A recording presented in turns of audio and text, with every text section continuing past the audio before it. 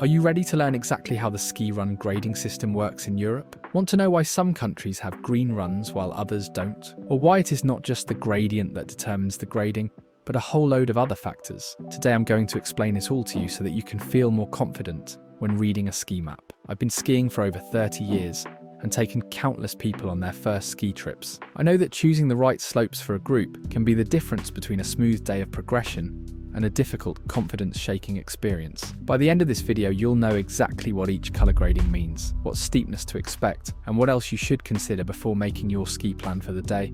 Right, let's get into it. Before discussing individual colours, it's important to understand that piste grading is not a perfect, uniform science.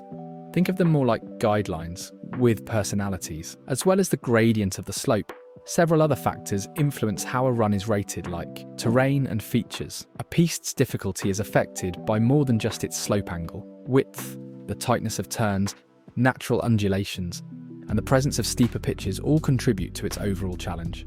Many pistes are regularly groomed, creating a smooth, predictable surface. Others may be groomed less often, or not at all. Ungroomed pistes develop bumps, ruts, and uneven snow, which can significantly increase the technical demand. Resorts grade their pistes relative to the other terrain within that specific resort. A green in one area may feel similar to a blue in another. Local ski culture also shapes how grades are assigned. Snow conditions. Conditions can dramatically change the experience. Hard, icy surfaces make runs more difficult, while soft powder can smooth out features and reduce speed. A run's difficulty can shift from day to day, so now you know this, let's take a look at the easiest runs in a resort. Green runs are designed for new skiers who are developing the most fundamental skills: balance, speed control, and basic turning. The gradient on green runs typically do not exceed around 16%. On a green run, you should expect a slow, manageable descent where you have ample space to practice. The terrain allows for controlled, sweeping turns without the pressure of speed build-up, and the overall environment is intended to support learning at a comfortable pace. But not all countries use the green run grading. While greens are common in France, some countries, such as Austria, often start their trail maps at blue. While in Switzerland, they tend to reserve greens primarily for designated nursery or training slopes rather than marking them across the whole resort. That's why it is really important to understand the blue grading. And if you find this guide useful, why not like and subscribe to help others discover it? Blue runs represent the next step once you can link controlled turns and manage your speed with confidence. The gradient on blue runs typically do not exceed 25% in Europe, whereas in North America it can be as much as 40%. These runs introduce a more sustained sense of downhill travel. You may encounter sections that gently steepen, giving you the chance to develop better edge control and improved turning technique. The terrain usually allows for comfortable cruising, but variations in gradient mean you need to be more attentive to speed management.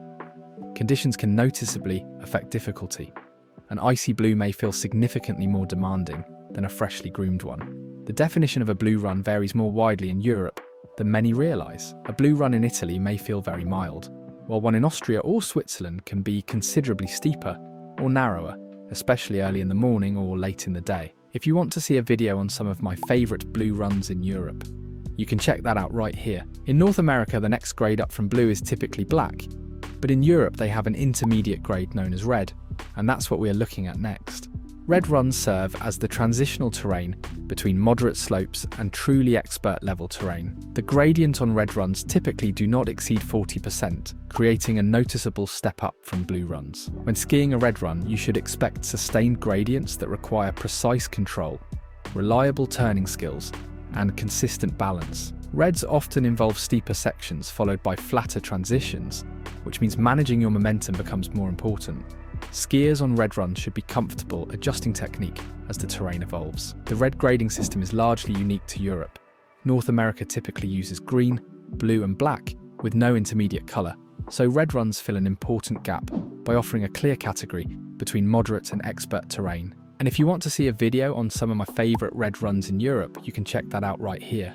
Black runs are the most demanding marked runs in European resorts, intended for experienced skiers who have strong technical skills. The gradient on black runs are generally over 40%, sometimes considerably steeper in sections. On a black run, you can expect rapid speed development, requiring strong control and decisive movements. Surface conditions may include ice, moguls, or variable snow, making the descent physically and technically demanding. These runs require consistent focus and an ability to manage both terrain and changing snow characteristics. But black runs are not the end. There are other routes that you should be aware of on European ski maps. Apart from the standard colour gradings, European ski maps also include markings for routes that differ from prepared runs. So you might notice yellow dashed runs, shaded yellow areas, orange diamonds or alike on the maps. These indicate ski routes and are more common in Switzerland, Austria and parts of Germany. These areas are controlled for avalanche safety, but are ungroomed and may not be monitored as closely as standard runs. These routes offer an off-piste experience with deep powder, but they do require advanced skiing ability and caution.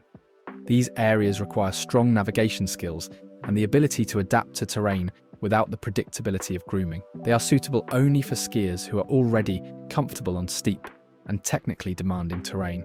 Understanding the colour gradings is an essential part of skiing safely and confidently in Europe. Remember, greens offer gentle terrain for learning, blues provide a controlled environment for developing skiers, reds introduce more challenging gradients, and blacks require advanced skills and experience. If you found this explanation helpful, then you will want to watch some of my other beginner-focused guides like these two right here.